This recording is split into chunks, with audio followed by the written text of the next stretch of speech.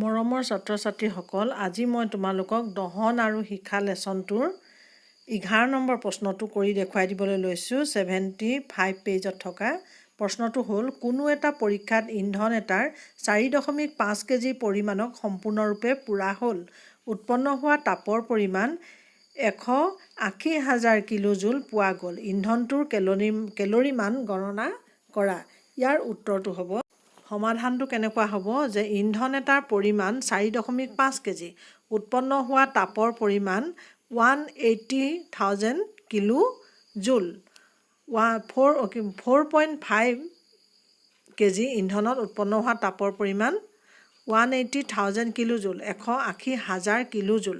এতেকে 1 কেজি ইন্ধনত উৎপন্ন হোৱা তাপ, ইয়াক কিহেৰে হৰণ কৰি দিব লাগিব? 4.5ৰে 180,000টো হৰণ কৰি দিব লাগিব।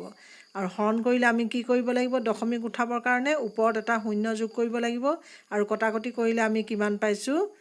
40,000 কিলোজুল পাৰ কেজি। এতেকে ইন্ধনটোৰ কেলৰি মান কিমান হ'ব? 40,000 কিলোজুল পাৰ কেজি। ইয়াৰ পিছৰ প্ৰশ্নটো হ'ল, মামৰে ধৰা প্ৰক্ৰিয়াটোক দহন বুলি ক'ব পাৰিনে? আলোচনা কৰা।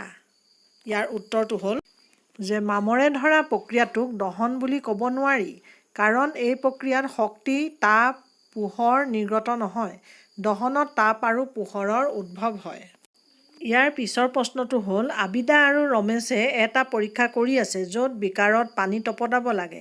আবিদাই মমবাতি শিখাৰ হালধীয়া অংশৰ ওচৰত বিকাৰটো ৰাখিলে। ৰমেশে শিখাটোৰ বহিৰতম অংশত বিকাৰটো ৰাখিলে। কাৰ পানীখিনি সোনকালে তপত হ'ব? ইয়াৰ উত্তৰটো হ'ল, ৰমেশে শিখাটোৰ বহিৰতম অংশত ৰখা বিকাৰটোৰ পানীখিনি সোনকালে তপত হ'ব।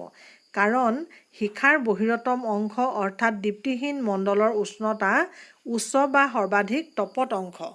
ইয়াৰ পিছৰ প্ৰশ্নখিনি মই দি যাম, তোমালোকে চাই যাবা।